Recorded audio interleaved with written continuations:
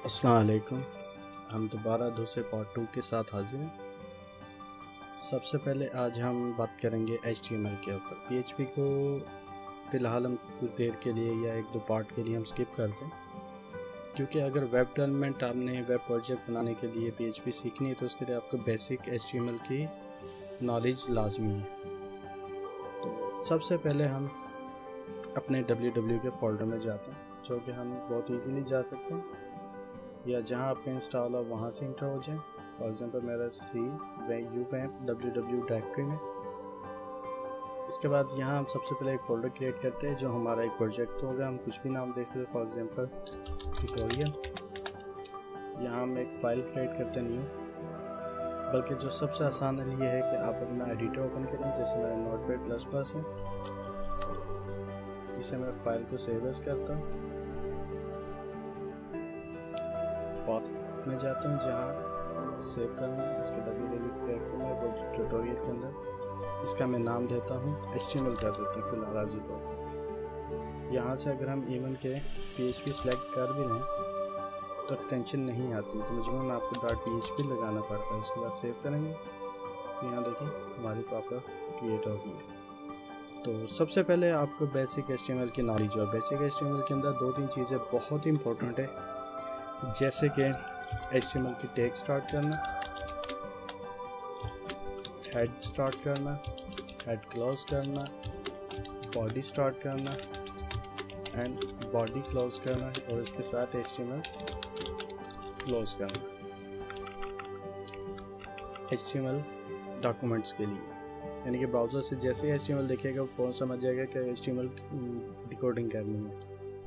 Head इसके अंदर हमारी जावास्क्रिप्ट, CSS फाइल, मुख्तलिफ HTML कोड, और या फिर CSS स्क्रिप्ट के जो इनलाइन हम एडिट करेंगे वो इधर आएंगे। बॉडी के अंदर हमारा वो टेक्स्ट आएगा जो हमने यूज़र को विजिबल कराना है, जैसे कि हमारा टेक्स्ट, हाइपरलिंक या हेडिंग, ये एरिया में आएगा। और उसके बाद बॉडी क्लॉज HTML क्लॉज हो जाएगी।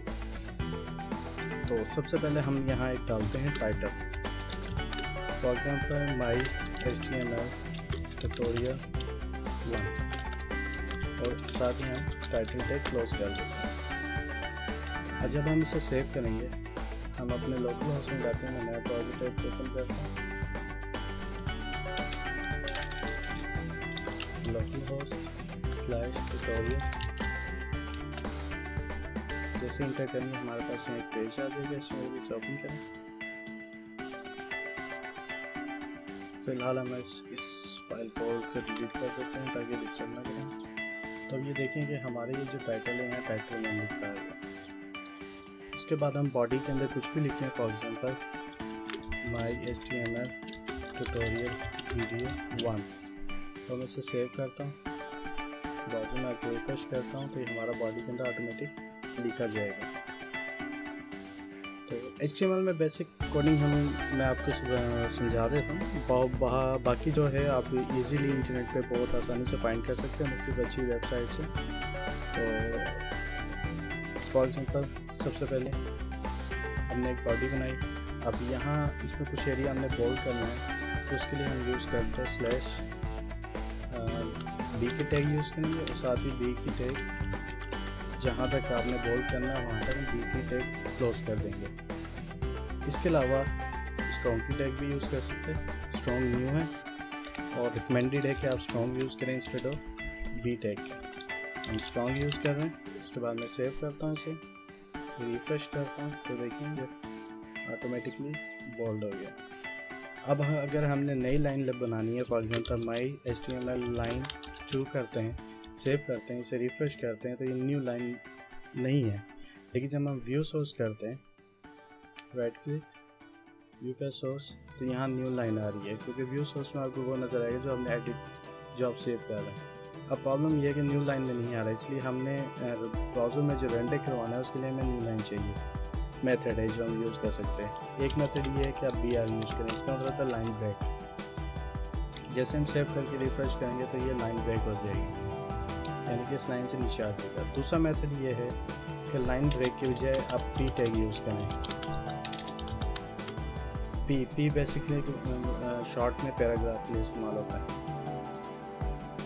जैसे हमने करा रिफ्रेश किया तो ऑटोमेटिकली उसने एक पैराग्राफ बना दिया और एक एक्स्ट्रा स्पेस जो एक जिस तरह वर्ड के अंदर इंटर करते हैं तो एक एक्स्ट्रा स्पेस आती है, इसी तरह ये ऑटोमेटिकली यहाँ इंटर करके एक न्यू स्पेस बना देते हैं।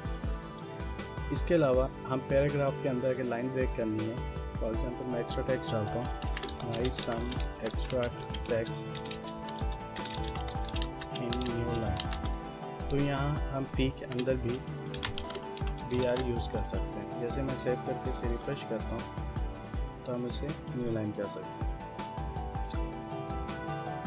अब अगर कुछ किसी ख़ास एरिया को मैंने इटैलिक करना है तो उसके लिए हम यूज़ करते हैं /i ब्रैकेट i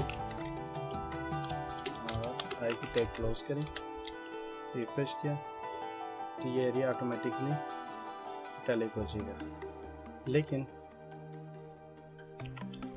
अब जो यूज़ हो रहा है वो हो रहा है EM, हम EM यूज़ करते हैं i की जगह, तो वो भी ऑलमोस्ट सेम काम कर।